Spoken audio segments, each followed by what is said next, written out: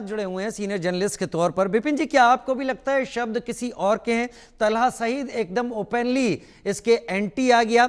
और मुझे एक बड़ा सवाल यहां पर यह भी लगता है, वो पीपीपी से हैं, वो किसी गवर्नमेंट में किसी पोजीशन पर नहीं है, तो वो क्या अथॉरिटी है जो बिलावल को ये ताकत देती है कि वो बाइलेटरल इश्यूज पर या इतने बड़े बात पर पाकिस्तान का स्टैंड टीवी में आकर बोलना शुरू कर दे? राजीव जी, देखिए, बतौर पत्रकार जो मैं समझ रखता हूं और जो आकलन कर रहा हूं कि ये it is part of a much larger, much deeper diplomacy यहां पर, क्योंकि दो पहलू हैं इसमें। देखिए, पहली बात तो बिलावल भुट्टो की अगर बात करें खास तौर पे, तो वो एक बहुत नासमझ, is a politically immature leader. वो भले ही पाकिस्तान के फॉरेन मिनिस्टर रह चुके हैं, लेकिन उसके बाद भी कई ऐसी गलतियां, ऐसे उनकी तरफ से गलतियां होती थी जिसका एक मजाक बनता था पाकिस्तान में। उनकी आवाम पाकिस्तान की बिलावल भुट्टो का मजाक उड़ाती थी। और यहां पर एक उन्होंने समझदारी की बात जरूर करी थी, जब अपने पूर्व वजीर आजम इमरान खान को आईना दिखाने का काम करा। उन्होंने बोला, आप पाकिस्तान की चिंता करें, क्योंकि नया हिंदुस्तान है यह जिसका आप सामना कर रहे हैं। कि आप मुजफ्फराबाद की चिंता कर रहे हैं, आप कश्मीर का रोना रो रहे हैं, कश्मीर तो छोड़ दीजिए, अब मुजफ्फराबाद की चिंता करिए, क्योंकि अगर हिंदुस्तान ने ठान लिया तो ये अपना पीओके वापस लेके रहेंगे। तो ये पहली बात है। लेकिन साथ साथ भूलना नहीं चाहिए, जब पहलगाम की जो घटना हुई अप्रैल में इस साल और निहत्थे सैलानियों को मौत के घाट उतारा गया, वहां पर किस जहरीली जुबान से उन्होंने बोला था कि खून की नदियां बहेंगी। जब यहां पर जो सिंधु जल संधि है उसको हमने स्थगित करा, अबेंस में रखा, तो ये भूलना नहीं चाहिए। क्योंकि देखिए, एक तरफ उनकी नासमझी और यहां पर ये बयान देना, तो ये देखिए कई बातें इसमें सामने आती हैं कि ये बात समझ लेनी चाहिए कि ये जो एक्सट्रेडिशन की बात है, पहले बात तो ये तय है कि हिंदुस्तान और पाकिस्तान के बीच में ऐसी कोई एक्सट्रेडिशन ट्रीटी नहीं है। 2004 में, 2006 में हिंदुस्तान ने प्रस्ताव रखा था पाकिस्तान के सामने कि आप एक्स्ट्राडाइट कराएं जो क्रिमिनल्स हैं, जो टेररिस्ट हैं, लेकिन पाकिस्तान के कानों में जू नहीं रहेंगी थी। और दूसरी बात भूलना नहीं चाहिए कि ये जो एक तो यूएन ग्लोबल डेजिग्नेटेड टेररिस्ट है अजहर मसूद, तो ये सबसे बड़ी बात है, इनके पास सीक्रेट्स हैं आईएसआई के। तो आप कैसे ये विश्वास कर सकते हैं कि इनको सौंप दिया जाएगा हिंदुस्तान को? दूसरी बात है, ये लोग वकालत करते आए हैं और मुखर होके कि कश्मीर को लेकर कि हम लोग कश्मीर वापस लेंगे। तो यानी कि ये बात तय है कि ये जो बोला गया है, पहली बात तो उनका खुद का क्या औचित्य है बिलावल भुट्टो का कि किस हैसियत से उन्होंने ये बयान दिया।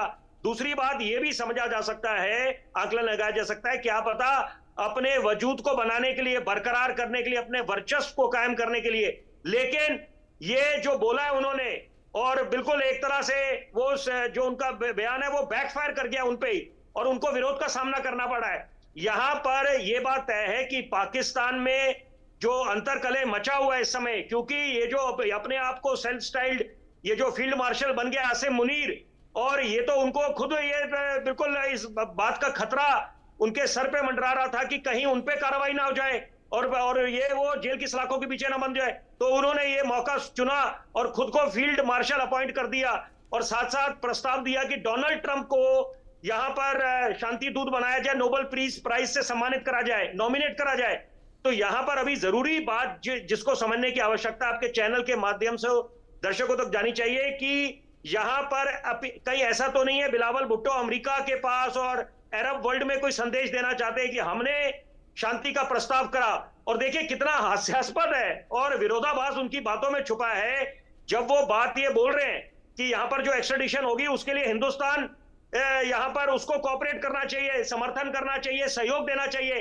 कि यहां पर आके इसका मतलब यह है कि जो आतंकवादी वहां पर जिनको शरण मिली हुई है पाकिस्तान में, कि यहां से विटनेस जाएं, वो डिपोज करें पाकिस्तानी कोर्ट में, तो अपने आप समझ सकते हैं ये तो खुद कंफ्यूज्ड है बिलावल भुट्टो जिस तरह की बात कर रहे हैं। और साथ में एक जरूरी बात ये बोल रहे हैं कि हिंदुस्तान पे आरोप लगा रहे हैं कि हिंदुस्तान का जो शांति को लेकर जो एक अप्रोच है that is a new abnormal. तो ये मुझे लगता है कि यहां पर पाकिस्तान को आईना दिखाने की जरूरत है, और पाकिस्तान पे आप भरोसा नहीं कर सकते, इनके नेताओं पे भरोसा नहीं कर सकते। सही कह रहे हैं तो आप। यहाँ पर वेट एंड वॉच पॉलिसी होनी चाहिए, और पाकिस्तान को इस समय पता चल रहा है कि जो मैं पहलगाम में 72 सैलानियों को मौत के घाट उतारा गया, उसके बाद हमारी सेना ने जो शौर्य दिखाया, दिन में तारे दिखा दिए पाकिस्तान को। तो इस समय अंदर विरोध है, वो अलग बात है कि वो दिखाने की ठीक एक है, चेष्टा मैं कर दो रहे हैं कि सर्वे ले all is लेता well। हूं, उसके बाद फिर आप लोगों का रुख करूंगा। भारतीय सेना का अटैक और कूटनीतिक स्ट्राइक क्या पाकिस्तान को घुटनों पर ले आई है? 89%, 89% ने कहा हां यही हुआ है, तभी ये बयान सामने आ रहा है। लेकिन 11% ने कहा नहीं, और किसी ने भी ऐसा नहीं कहा कि उस पर कुछ जवाब नहीं दे रहे। अगला सवाल, क्या पाकिस्तानी आर्मी चीफ मुनीर हाफिज मसूद जैसे आतंकियों के दबाव में है? 79% ने कहा, 79% ने कहा हां वो दबाव में हैं, 11% ने कहा नहीं, और 10% ने कोई जवाब नहीं दिया। मेजर जनरल अनुज माथुर, मैं इन सवालों और जवाबों को सामने रखते हुए, तो जनता है, जनता इन चीज़ों को जैसे देख रही है वैसे अपने रिएक्शंस रख रही है। मेरा सवाल आपसे ये है, क्या बिलावल भुट्टो टाइम बाय कर रहे हैं किसी और हरकत के लिए? जी देखिए, ये बात मैंने भी थोड़ी देर पहले कही थी कि बिलावल भुट्टो ने पॉलिटिकल सुसाइड कर लिया है, उसको अब छोड़ देते हैं। बात इस बात ये है कि क्या आपके जो दो प्रश्न है, मैं उनके ऊपर पहले बात करूंगा, फिर बिलावल भुट्टो के बारे में आपको बताऊंगा। पहला जो प्रश्न है, ये निश्चित रूप से भारत की कूटनीति, मतलब होल ऑफ नेशन अप्रोच, जो हमारा ग्रेजुएटेड रिस्पॉन्स था, जो हमारी कोर्सिव डिप्लोमेसी थी, और जो कि काइनेटिक एक्शन उसका एक हिस्सा था, उसकी वजह से पाकिस्तान आज घुटनों